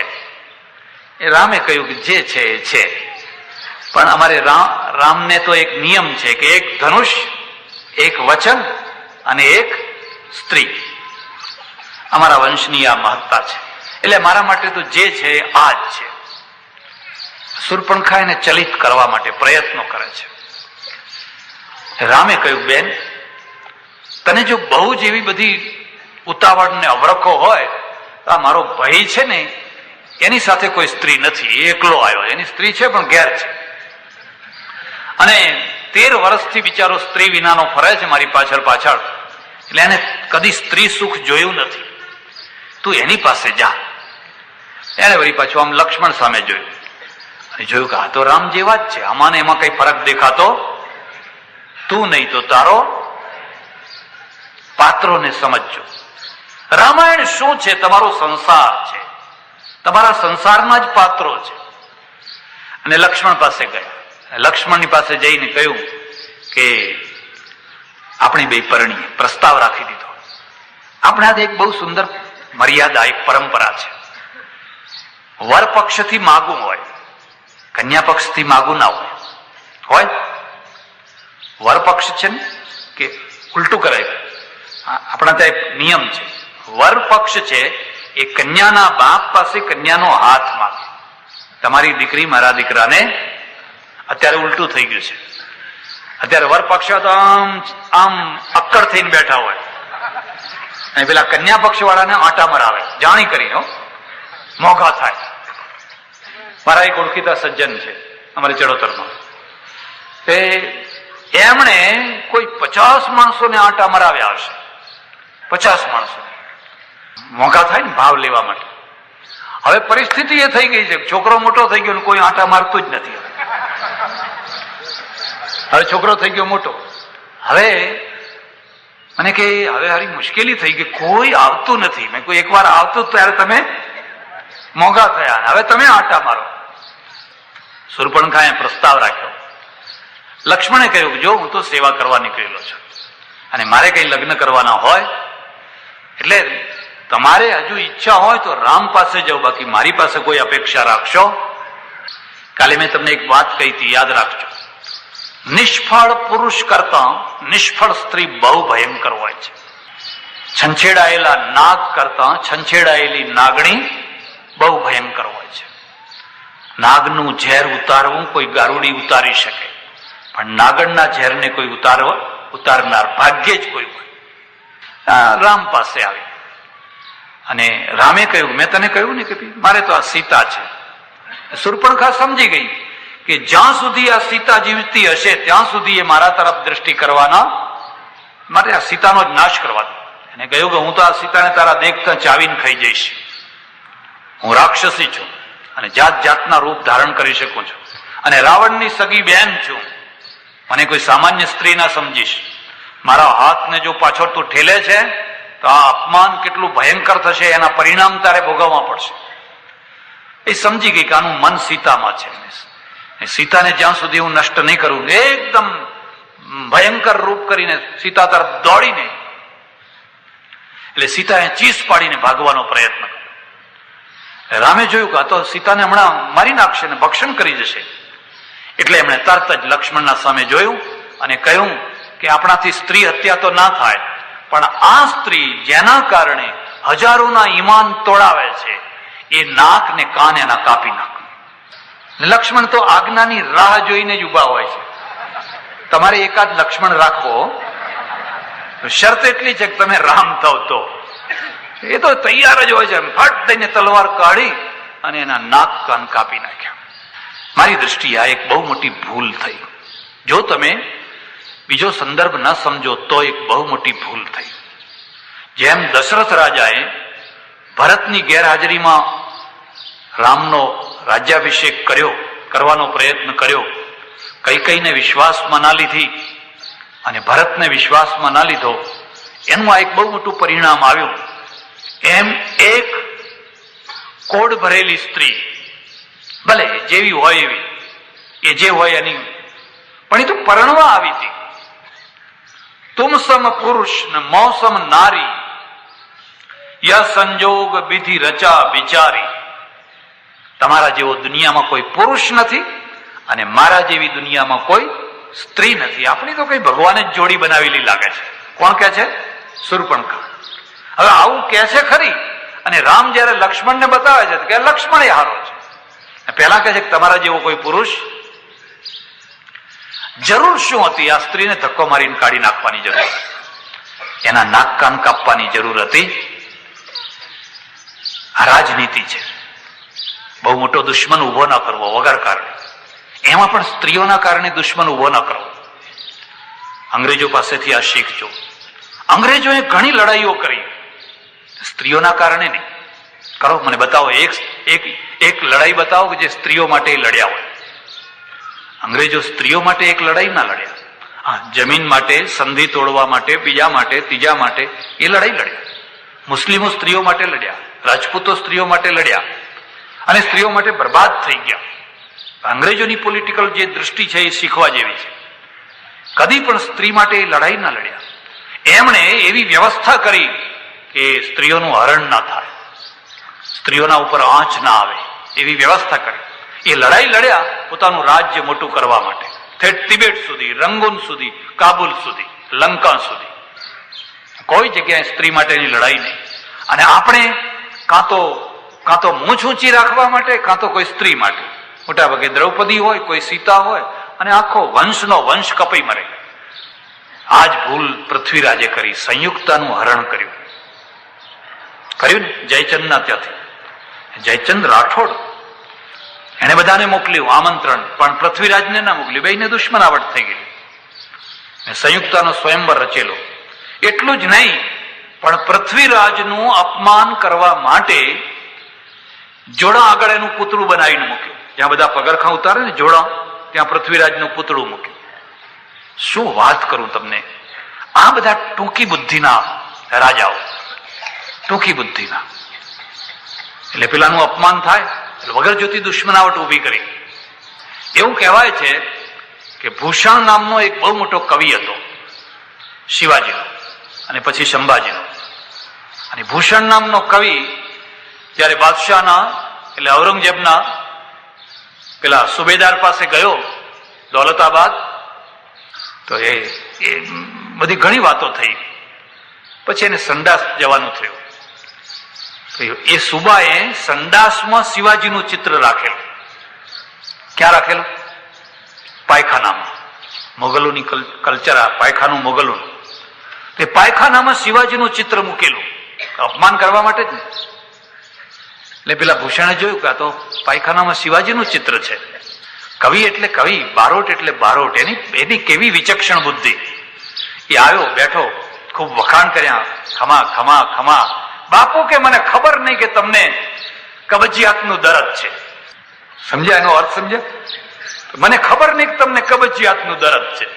એટલે પેલો ફોટો જોયે ને, હડોડોડો. એટલે ફોટો કેમ રાખ્યો છે? પેલું કબજિયાત છોડાવવા કેટલો મોટો ચાપકો મારી દીધો, કેટલો મોટો ફટકો મારી દીધો. સંયુક્તા છે ને એના સ્વયંવરમાં જોડા આગળ પૃથ્વીરાજનું સ્ટેચ્યુ મૂકી દીધું અપમાન કરવા માટે. બધા જોડા ત્યાં ઉતારે. રાજપૂતોની આજ મોટી મુશ્કેલ. પછી તો પેલા પૃથ્વીરાજને ખબર પડી, એ આવ્યો, સંયુક્તાનું હરણ કર્યું, લઈ ગયા. એ બધું થયું એના પ્રેમમાં, મોહમાં. પેલું ચડી આવ્યો ત્યાં સુધી એને તૈયારી ના કરી ને પછી મરી ગયો. મારું પુસ્તક વાંચજો ઇતિહાસનું, તમને ખ્યાલ આવશે કે આખા પૃથ્વીરાજની લડાઈ કેવી રીતે થઈ હતી. અંગ્રેજોએ કદી સ્ત્રીઓ માટે લડાઈઓ ના કરી, અને આપણે એમના માટે જ લડાઈઓ કરવાની. રામે જો એ ધક્કો મારીને એને કાઢી મૂકી હોત ને, આ બેન, તું તો બેન બરાબર છે, માં બરાબર છે, જા બેનો જા, પગે લાગીએ છીએ, એમ કરીને હાથ જોડીને જો એને વિદાય કરી દીધી હોત ને, તો આ છેલ્લું જે 1 વર્ષ બાકી રહ્યું છે ને, એ 1 વર્ષ શાંતિથી પતી જવાનું હતું. પણ ઘટનાઓને રોકી શકાતી નથી. કેટલીક ઘટનાઓ એવી ઘટવાની હોય છે કે ઘટ્યા પછી આપણે ડાપણ આપીએ, પણ મારાથી એ થઈ જાય ને તમારાથી એ થઈ જાય ને બધાનાથી થઈ જાય. આનું નાક ને કાન કપાઈ ગયું, ઝાર ઝાર ઝાર ઝાર ઝાર લોહી વહી રહે છે. અને આ છંછેડાયેલી સ્ત્રી, અપમાન થયેલી સ્ત્રી, રાવણની બહેન, તમે વિચાર કરો, બીજી કોઈ હોય તો શું કરે? રોતી કકડતી, વનમાં ચિલ્લાતી, ચીસો પાડતી, બૂમરાણ કરતી. ત્યાં નજીકમાં જ એક છાવણી રાવણની મૂકેલી. રાવણ લંકામાં રાજ કરે, પણ એ દંડકારણ્યમાં નજીકમાં એનું લશ્કર છાવણી મૂકેલી. એના ભાઈને મૂકેલો, એનું નામ ખર દૂષણ. ખર અને દૂષણ. એ ખરના દરબારમાં ગઈ, હાહાકાર મચાયો. અરે તમે કેવા છો? તમારી બેનના નાક કાપી નાખ્યા, કાન કાપી નાખ્યા, મને આટલું આમ કરી નાખ્યું, તેમ કરી નાખ્યું. અને હવે કોઈ પણ હોય, તમે હો તો તમે શું કરો? તમારી બેનની આવી દશા કરી હોય ને રોતી કકડતી આવે, અને તમે શસ્ત્રધારી હો, શક્તિશાળી હો, તો તમે શું કરો? જરા આ દ્રષ્ટિએ જુઓ. અને ખર દૂષણે તરત જ મોટી સેના તૈયાર કરી. ના, પેલા 14 રાક્ષસોને મોકલ્યા, જાઓ એ 2 તપસ્વીઓને મારીને કચુંબર કાઢી નાખો. રામ સમજી ગયા કે આપણે દુશ્મન ઉભા કરી દીધા છે, અને દુશ્મન એટલે મોટો દુશ્મન ઉભો કરી દીધો છે. હવે તૈયારી કરવી પડશે. લક્ષ્મણને કહ્યું તો એક કામ કર, આ સીતા છે ને એને લઈને એક ગુફામાં સંતાડી દે. સ્ત્રી છે ને હંમેશા રક્ષ છે, એનું રક્ષણ કરવું પડે. અમે એકવાર યાત્રા કરવા ગયેલા, મેટાડોર ગાડી બરાબર ચંબલ ઘાટી આવીને મેટાડોર બગડી ગઈ. કોઈ બીજે બગડ્યું હોત તો? ચંબલ ઘાટી. અને ત્યાં બધી લોકોએ અમને સાવધાન કરેલા, બસોને લૂંટી લે છે, યાત્રાળુઓને મારી નાખે છે. કોઈ જરાક સામું થાય તો એમની પાસે તો પેલી નવી બંદૂકો હોય છે. અને સાંજ સૂર્ય આથમવાની તૈયારી, અને ચંબલના બરાબર ગાડી બગડી. હવે બગડી એનો વાંધો નહીં, પુરુષો એકલા હોય ને થોડા દરદાગીના હોય લૂંટી લે તોય બરાબર છે, પણ હવે 4-5 બહેનો અમારી સાથે, એટલે બહુ મોટી ચિંતા. હવે શું કરવું? મેં એક યુક્તિ કરી. મેં પુરુષો બધા અહીં મેટાડોર ઉપર રહો, અને આ સ્ત્રીઓને અહીંથી 1 ખેતર 1.5 ખેતર દૂર કોઈ પેલું ખેતર હોય એ ખેતરમાં જઈને એમને રાત રાખવાના, આપણે અહીંયા રહેવાનું. એટલે કોઈ ડાકુ આવે, કોઈ આવે તો કે લો ભાઈ સાહેબ જે જોતું હોય સ્ત્રીઓને અહીં નહીં રાખવાની, એમને દૂર કરી દો. આપણને કોઈ મારે જોડે તો માર ખાઈ લેશું, પણ જો આમાંથી એકાદ સ્ત્રીને એ ઉપાડી ગયા તો ગુજરાતમાં પછી મોઢું બતાવું, લો જાત્રા કરવા ગયા હતા. અને મુશ્કેલી એ થાય કે જેમને ના લઈ ગયા હોય એ વધારે ખુશ થાય કે અમને નતા લઈ ગયા ને, કરો હવે જાત્રા. રામે કહ્યું, લક્ષ્મણ આ સીતા છે અને સીતા ઉપર જ બધાનો ડોળો છે, એટલે તમે આ સીતાને કોઈ એકાંત ગુફામાં જઈને મૂકી આવો. આપણે એક બહુ મોટી દુશ્મનાવટ વોરી લીધી છે અને આગળ બહુ મોટા ભયંકર યુદ્ધો કરવાના છે. લક્ષ્મણે જઈ અને દૂર કોઈ એકાંતમાં સીતાજીને મૂક્યા અને પછી પાછો આવ્યો અને કહ્યું તમે ચિંતા ના કરશો. ત્યાં તો પેલા 14 રાક્ષસો ચડી આવ્યા ધસમસ કરતા અને યુદ્ધ થયું. રામ અને લક્ષ્મણે 14 ને મારી નાખ્યા. જયારે 14 ને મારી નાખ્યા એટલે વળી પાછા પેલાને ખબર પડી કે આ તો અમારા બધા રાક્ષસો મરી ગયા. આખું લશ્કર તૈયાર કર્યું, કટક તૈયાર કર્યું, કેટલા રથો, કેટલા હાથીઓ, કેટલા ઘોડાઓ. બસ હવે તો એ તપસ્વીઓનો નાશ કરવો છે. રામાયણ ને મહાભારતમાં શું છે? ભજનની કથા બહુ નથી, યુદ્ધ કથા જ વધારે છે. અને યુદ્ધ કથામાંથી જ જીવન નીકળતું હોય છે. હરિદ્વાર ને ઋષિકેશ જાઓ અને કોઈ આશ્રમમાં એક રૂમ રાખો અને આશ્રમના રસોડે જમી લો. સવારે ઘંટડી વાગે એટલે અડધી પ્રાર્થનામાં જઈને બેસી જાઓ. અને હું તો જો પ્રાર્થનામાં બેઠા પછી લોકો ઊંઘતા હોય પાછા, એમાંય ટેકો દઈને સારી રીતે. એવી કથા નથી. અહીંયા કથા શું છે? યુદ્ધ કથા. વારંવાર સંગ્રામ. એટલે ફરી પાછો ખર આવ્યો મોટું લશ્કર લઈને, અને એટલી ભયંકર લડાઈ ચાલી. વાલ્મીકી રામાયણે એટલું વર્ણન કર્યું છે, એટલું વિસ્તારથી વર્ણન કર્યું છે. પછી તો બધાનો નાશ કર્યો, ખરનો, દૂષણનો, ત્રિશળાનો, બધાનો. એમાંથી એક જ સૈનિક બચ્યો, એનું નામ અકંપન. બસ એક સૈનિક બચ્યો, બાકી બધાને સુવાડી દીધા. કેટલીક વાર પૃથ્વી ઉપર બહુ મોટી ઘટનાઓ ઘટવાની હોય ત્યારે નાનું નિમિત્ત બનીને મોટી ઘટનાઓ ઘટી. આ અકંપન પહોંચ્યો લંકામાં, અને શૂર્પણખાએ પહોંચી લંકામાં, અને રાવણની સભામાં જ્યાં મહેફિલમાં નાચ ગાન મુજરા થઈ રહ્યા છે, ખુશખુશાલ બધા આનંદમાં લોકો છે, ત્યાં જઈ અને અકંપને કહ્યું, અરે તમે શું નાચ ગાન મુજરા કરો છો? બે આર્યો, 2 તપસ્વીઓ આપણા દેશ ઉપર ચડી આવ્યા છે. બધી લાંબી વિસ્તારથી વાત કરી. અને ત્યાં તો પેલી શૂર્પણખાએ રોતી કકડતી આવી, જો મારા નામ. શૂર્પણખાએ જે રાજનીતિની વાતો સંભળાવી છે, રાવણ છે મરીચ જેવો એટલો નથી, એ કૂટનીતિજ્ઞ છે. રાવણ પાસેથી કેટલીક વાતો શીખવા જેવી છે. પેલા અકંપને કહ્યું, રાવણ આ જે 2 તપસ્વીઓ છે ને યુદ્ધ કરવા જેવા નથી, હું યુદ્ધ કરીને આવ્યો છું. એને 2 ના સમજતો, એ 2 લાખથી મોટા છે, 2 લાખથી મોટા છે. પણ જો તમારે એને જીતવો હોય તો એક જ રસ્તો છે કે યુક્તિથી એને જીતો, કળથી એને જીતો. શૂર્પણખાએ પાનો ચડાવ્યો, મારી આ દશા, તું મોટો ચક્રવર્તી રાજા, દેવો તારી સેવા કરે અને તારી બહેનનું આટલું મોટું અપમાન. રાવણે કહ્યું તું ચિંતા ના કર. રાવણે કહ્યું મારે યુક્તિથી કામ કરવું પડશે. એટલે રાવણ લડાઈ કરવા નથી આવ્યો. જેવી રીતે ખર દૂષણ લડાઈ કરવા આવ્યા એવી રાવણ લડાઈ કરવા ના આવ્યો. એ તરત જ એના મામા પાસે ગયો, મારીચ પાસે. અને મારીચ કોણ છે? તાડકાનો પુત્ર છે. જે તાડકાનો વિશ્વામિત્રના યજ્ઞમાં રામે વધ કર્યો, એ તાડકાનો પુત્ર છે. મારીચની પાસે જઈ અને મારીચને કહ્યું કે જો મામા, મારું આટલું કામ કરવાનું છે, તમને ઘણા રૂપ ધારણ કરતા આવડે છે કે હા, તમે એક કામ કરો, મારી સાથે ચાલો અને રામ ને લક્ષ્મણ જ્યાં રહે છે ત્યાં તમે મૃગનું રૂપ ધારણ કરો, રામને ખેંચી લાવો, અને જ્યારે રામ ખેંચી આવે મારે સીતાનું હરણ કરવું છે. મારીચે કહ્યું જો રાવણ, આવી બુદ્ધિ બગાડીશ નહીં. કોઈ દિવસ આવી બુદ્ધિ ના બગાડશો. મારી વાતને તમે સમજજો. જ્યારે તમે કોઈ પણ ખોટું કામ કરવા માટે તૈયાર થાવ છો, કોઈ એક માણસ તો તમને સારી સલાહ આપનારો મળતો જ હોય છે. પણ એ જે સારી સલાહ આપનારો તમને મળે ને, એ તમને ઝેર જેવો લાગતો હોય છે. તમારા અંદરની જે ઈચ્છા છે એ જ છે કે મારે જે કામ કરવું છે એવી જ મને સલાહ આપનારો માણસ મળે. દુર્યોધનને શકુની જ ગમે, દુર્યોધનને કૃષ્ણ ગમે. મારી જ કહે છે ના, મારાથી આ કામ નહીં થઈ શકે. પછી તો રાવણે કહ્યું બે રસ્તા છે, કાં તો આ કામ કરો અને અડધું રાજ મેળવો, અને જો આ કામ નહીં કરો તો હું અત્યારે જ તમારો વધ કરીશ. પંજાબમાં જઈને જોજો, કાશ્મીરમાં જઈને જોજો, પ્રજા છે ને બે તરફથી ભીંસાય છે, બંને તરફથી. પેલી તરફથી પેલા ઉગ્રવાદીઓ આવે અને ઉગ્રવાદીઓ આવીને કહે આટલું કામ, ચાલો રોટી બના કે ખીલા દો, ભૂખ લગી હે. એટલે હવે તમે એને રોટલા બનાવીને ખવડાવો, અને ના ખવડાવો તો ગોળીએ મારે.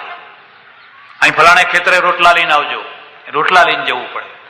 અને જ્યાં પોલીસને ખબર પડે કે આના ઘરમાં આવીને પેલા રોટલા ખાઈ ગયા છે, એટલે પોલીસ દબાવે છે. બે તરફથી ભીંસ છે. પ્રજા તો ઘણી વાર મરતી હોય છે. હવે એને કેમ કહી શકાય કે રોટલા નહીં ખવડાવીએ? એ તો કેટલા મોટા અત્યાચારો થયા છે અને થાય છે આજે પણ. એક તરફ પોલીસનો ડર, બીજી તરફ ઉગ્રવાદીઓનો ડર. પ્રજા જીવે તો કેવી રીતે જીવે? એટલે ઘણી વાર પ્રજા હિજરત કરી નાખે.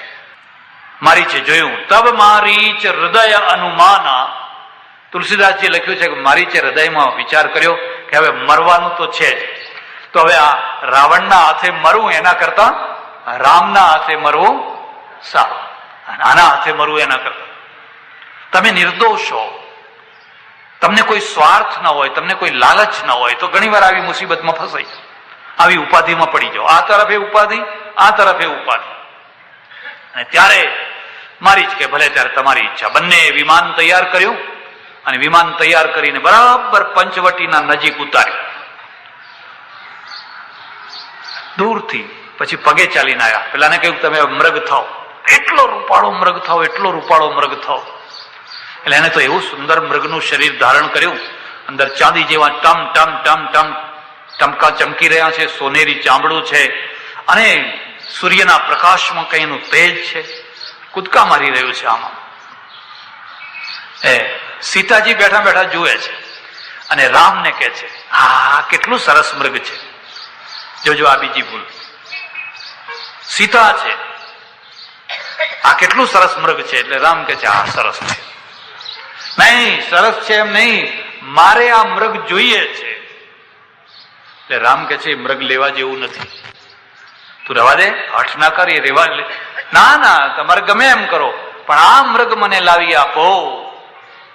એટલે રામ કહે છે ભાઈ તું રવા દે, સમજ, આ મૃગ લાવવા જેવું નથી, એને ચરવા દે બધા મૃગ ભેગું.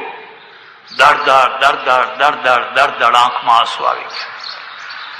આના કરતા હું મારા પિયર ગઈ હોત તો મારા બાપે મને કોઈ દુઃખ દીધું હોત. સ્ત્રીનામ રોદનમ બલમ. ચાણક્ય લખ્યું છે સ્ત્રીનું બળ કયું છે? રડવું. એ રોદનમ બલમ. એ આંખમાંથી રડવા માંડે એટલે ભલ ભલા પુરુષ હોય ને એમના હાજા ગગડી જાય. એમના હાજા ગગડાવવા માટે કઈ તલવાર ના ચલાવવી પડે. તલવાર આગળ તો ઉભા રહે મર્દાનગી રાખીને, પણ અહીં જ્યાં આંસુ આવ્યા ને કે હાજા ગગડ્યા.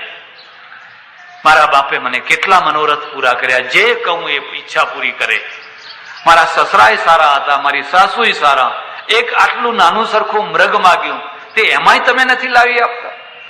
બસ હવે શું કરવું? રામે કહ્યું સીતા આજનો દિવસ સારો નથી હો, તું માન, મારું કેવું માન. હવે સીતાજી ના માન્યા, તમારા સીતાજી શું માનવાના હતા? રામ જેવા રામની વાત આવા સીતા જેવા સીતા ના માન્યા અને હઠ પકડીને બેઠા. રામને ઝૂકવું પડ્યું. રામે કહ્યું હું ધનુષ બાણ લઈને જાઉં છું, લક્ષ્મણ તું અહીં પેરો ભરજે, અને હું આવું ત્યાં સુધી અહીંથી ખસીશ નહીં. લક્ષ્મણે કહ્યું ભલે તમે જાઓ. ને રામ ગયા. પેલું મૃગ છે ને થોડુંક નજીક આવે, વળી પાછું આગળ જાય, નજીક આવે, આગળ જાય, કૂદકો મારે, સંતાઈ જાય. એમ કરતા કરતા રામને બહુ દૂર સુધી લઈ ગયું, ઘણા દૂર સુધી. અને પછી જોયું કે હવે ખાસું દૂર આવી ગયું છે, એટલે રામે તીર માર્યું ને ઉછળીને કૂદીને નીચે. મૃગ હતું એ લુપ્ત થઈ ગયું અને મારીચ પ્રગટ થયો. અને પ્રગટ થઈને રામના અવાજમાં બોલવા લાગ્યો, હે લક્ષ્મણ, હે સીતા, હે લક્ષ્મણ, મરી ગયો, બચાવો બચાવો બચાવો, આવી બૂમો પાડવા. રામાયણની ઘટનાને સમજવા જેવી છે. તમને કામ ના ગમતું હોય, તમારી બુદ્ધિ સમજતી હોય કે આ કામ કરવા જેવું નથી, પણ મોહ પ્રબળ હોય, પ્રેમ પ્રબળ હોય, અને પ્રેમના આગળ માણસ ન કરવાનું કામ પણ કરવા તૈયાર, રામને તૈયાર થવું પડે. બાકી એમણે વિચાર કર્યો કે આને રોવા દો ને, ભલે ને આંસુ પાડતી હોય, હમણાં આપોઆપ છાની રહેશે. કરી જુઓ હિંમત. નથી જવું તો આ બધું ના બન્યું હોત. પણ આંસુ છે ને એમાં બહુ મોટી શક્તિ છે. એટલે સીતાએ કહ્યું, સાંભળો છો લક્ષ્મણ, સાંભળો છો, તમે જાઓ, જલ્દી જાઓ, તમારા ભાઈ ઉપર કોઈ દુઃખ આવ્યું છે. લક્ષ્મણે કહ્યું, તમે ચિંતા ના કરો, મારો ભાઈ તો 1000 રાક્ષસોને પહોંચે એવો છે. આ તો એક મૃગ છે, એમાં કઈ મોટી વાત હતી. લક્ષ્મણ ખસતા નથી.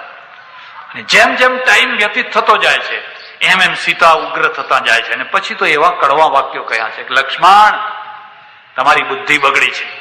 હું જાણું છું કે તમે કેમ જતા નથી, કે રામનો કાંટો કાઢવા માંગો છો તમે, અને મારા ઉપર તમારો ડોળો છે કે આ રામ મરે તો સીતાનો હું પતિ થઉં, આવું લખ્યું છે, એટલે તમે જતા નથી. અને લક્ષ્મણને આમ રૂવાટા ઉભા થઈ જાય છે કે અરે તમે માતાજી આવું ના બોલો, આવું ના બોલો. એક બીજી વાત યાદ રાખજો, આ બહેનો માફ કરે, સ્ત્રી છે ને એટલી લાગણી પ્રધાન હોય કે કયા ટાઈમે કઈ વાત ના બોલાય, કે કયા ટાઈમે કઈ વાત બોલવી જોઈએ, કઈ વાત દબાવી જોઈએ, બસ લાગણીના ઉભરામાં કશું ભાન ના રાખે, કઈ કહેતા કઈ ભાન ના રાખે, અને એક મોટો ભડકો કરી મૂકે. લાગણી છે. એટલે હું ઘણી વાર કહું કે આ બહેનો છે ને ખૂબ દૂધપાક, પૂરી રમાડે જમાડે, ખૂબ ખવડાવે, અને છેવટમાં એવો વઘાર કરી મૂકે ને, બધું કરેલું ધૂળ ધાણી. દ્રૌપદીએ વઘાર કરી મૂક્યો, કર્યો કે નહીં? યુધિષ્ઠિરના ત્યાં દુર્યોધન આવ્યા, બધો મહેલ બતાવ્યો, રંગે ચંગે બંને ભાઈઓને પ્રેમ, આનંદ, બધું આનંદ બધું. પણ એ ઝરોખામાં બેઠી પેલું હોજની જોયું, પડ્યો, અને ત્યાં બેઠો એને વઘાર કરી દીધો કે એ આંધળાના છોકરાએ. આમાંથી આખું મહાભારત ઉભું થઈ ગયું. જો જીભ ઉપર કાબુ રાખ્યો હોત દ્રૌપદીએ તો કદાચ આ મોટું મહાભારત થયું હોત. અહીંયા સીતાજીની જીભ ઉપર એ કાબુ નથી, અને કહે છે કે તમારી બુદ્ધિ બગડી છે. પણ તમે યાદ રાખજો, હું કદી પણ રામ નહીં હોય તો હું કોઈની થવાની નથી. લક્ષ્મણ કહે છે, પણ આવા વિચારો કેમ કરો છો, આવી કલ્પના કેમ કરો છો? આ વાત ખોટી છે. હું એવો વિચાર જ નથી કરતો. મારા ભાઈને કોઈ વાળ વાંકો કરી શકે એમ નથી. પણ સ્ત્રી હઠ એટલે સ્ત્રી હઠ. અને લક્ષ્મણે જોયું કે હવે આ કોઈ હિસાબે સીતાજી માનવાના. વાલ્મીકી રામાયણ અને તુલસી રામાયણમાં એક બહુ મોટો મુદ્દાનો ભેદ છે. બીજી રામાયણોમાં લક્ષ્મણ જયારે જાય છે ત્યારે એક ધનુષથી રેખા દોરીને જાય છે, અને લક્ષ્મણ રેખા કહેવાય છે કે આ રેખાની બહાર તમે પગ મૂકશો. વાલ્મીકી રામાયણમાં આ પ્રસંગ નથી. વાલ્મીકી રામાયણમાં આવો કોઈ રેખા દોરવાનો એવો કોઈ પ્રસંગ નથી. પણ લક્ષ્મણ કહે છે હું જાઉં છું અને તમે શાંતિથી ઘરમાં રહેજો. અને લક્ષ્મણ પછી દોડતા જાય છે. આ બાજુ પેલો રાવણ છે ને, એ રાવણ યતિનું રૂપ, ત્રિદંડીનું રૂપ ધારણ કરી અને તૈયાર જટાજૂટ થઈને તૈયાર ઉભો છે. આવીને કે છે ભિક્ષામ દેહી. એટલે બીજી રામાયણોમાં આ રામાયણમાં એક બહુ મોટો મુદ્દાનો ભેદ છે. વાલ્મીકી રામાયણમાં શું છે કે બ્રાહ્મણના રૂપમાં, અડધો યતિના રૂપમાં, અડધો બ્રાહ્મણના રૂપમાં એ જાય છે. સીતાજી એને પર્ણકુટીમાં બોલાવે છે, આસન પાથરી આપે છે અને બેસાડે છે. એના આગળ બધી જમવાની વસ્તુઓ મૂકે છે કે મારા ત્યાં કોઈ અતિથિ આવ્યા છે, કોઈ મહાપુરુષ આવ્યા છે, એવી રીતે બધી ચર્ચા કરે છે. અને રાવણ પૂછે છે કે તમે કોણ છો, ક્યાંથી આવ્યા છો, બધી ઠેઠ વનવાસની બધી વાતો કરે છે સીતાજી. આ બધી ચર્ચા ચાલે છે. અને જ્યાં બધી જમવાની સામગ્રી બધી પીરસી અને રાવણે પછી અસલ રૂપ પ્રગટ કર્યું. એણે કહ્યું, અરે હું લંકાનો રાજવી રાવણ છું, અને આ યતિના, સંન્યાસીના, રખડતા માણસના, તપસ્વીના ઘરમાં તારા જેવી ના શોભે. તારું સૌંદર્ય તો મારે ત્યાં શોભે, મારી રાણીઓ તારી દાસી થશે. અને પછી બંનેની ચકમક ઝરે છે, અને એ ચકમક એવી જોરથી ઝરે છે. સીતા કહે છે, રે તું તો કૂતરા જેવો છે, તું ફલાણા જેવો છે, હું વાઘણ છું, હું સિંહણ છું, અને સિંહણને કોઈ કૂતરો ભોગવી ન શકે. હું તો સિંહની પત્ની છું, જો મારો રામ આવશે તો તને અહીંથી જીવતો નહીં જવા દે, માટે જેટલો બને એટલો જલ્દી ભાગી જા. આ બધી રકઝક ચાલે છે. છેવટમાં રાવણ સીતાજીને પકડી ઉપાડી અને રથમાં નાખે છે, અને પછી એ રથને ઉપાડે છે. સડસડાટ કરતો રથ ગગન માર્ગે વિદાય થાય છે. આ બાજુ લક્ષ્મણ જયારે રામની પાસે પહોંચે છે તો રામ તો પેલાને મારીને પાછા આવી રહ્યા છે. લક્ષ્મણને જોઈને પેટમાં ફાળ પડી, અરે લક્ષ્મણ તું કેમ આવ્યો? તને મેં કહ્યું તું ત્યાં ઉભો રહેજે, પણ કે હું મને ના ઉભા રહેવા દીધો. મારી ભાભીએ મને કહ્યું જાઓ જાઓ જાઓ, બીજી વાત નહીં. મને ન સંભળાય એવા કડવા વેણ કયા, એટલે મારે આવવું પડ્યું છે. લક્ષ્મણ દોડ, આજ આપણા ઘરમાં કંઈક ગોટાળો થયો છે, કંઈક ગડબડ થઈ છે. આજ આપણી પંચવટીની અંદર કોઈ ઉલ્કાપાત થયો છે, કોઈ ષડયંત્ર છે. આ મૃગ નતો, આ રાક્ષસ હતો. અને બંને દોડતા આવે છે. એની કુટિયાનું બારણું ઉઘાડું છે અને બધું વેરણ છેરણ બધું પડેલું છે. સીતા સીતા સીતા, બહાર નીકળીને અહીં બૂમ પાડી સીતા, અહીં બૂમ પાડી સીતા, અહીં બૂમ પાડી સીતા. ક્યાં સીતા છે? દાંપત્ય નિર્વિઘ્ન નથી પૂરું થતું હતું. સંસાર ખરો, તમે નિર્દોષ હો તો પણ કેટલીક વાર આવા પ્રસંગો આવીને ઉભા રહે. અને કિલ્લોલ કરતું જે વનવાસમાં રહેવા છતાં જે કિલ્લોલ કરતું જે દંપતી હતું ને, રોતું કકડતું થઈ ગયું. પેલી તરફ સીતા કહે છે રામ રામ, છોડી દો રાવણ, મને છોડી દે. રામ રામ કરે છે, ના બાજુ સીતા સીતા. એટલે સજ્જનો, રામાયણની જે ઘટના છે અને ઘટનાઓની અંદર આપણા જીવનમાં, આપણા પ્રસંગોમાં આવનારા બધા પાત્રો છે, અને પાત્રો આપણા જીવનમાં કેટલો મોટો ઉલ્કાપાત કરતા હોય છે એનું આ નિદર્શન છે. અંબે માત કી, ઉમિયા માત કી, સદગુરુ દેવ નમઃ પાર્વતી પતે. હર હર મહાદેવ.